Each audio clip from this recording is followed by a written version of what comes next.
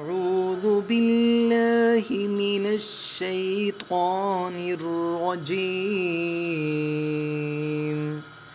بسم الله الرحمن الرحيم.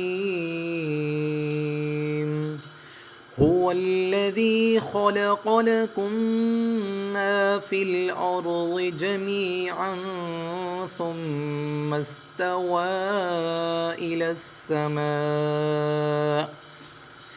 السماء فسواهن 7 سماوات وهو بكل شيء عليم।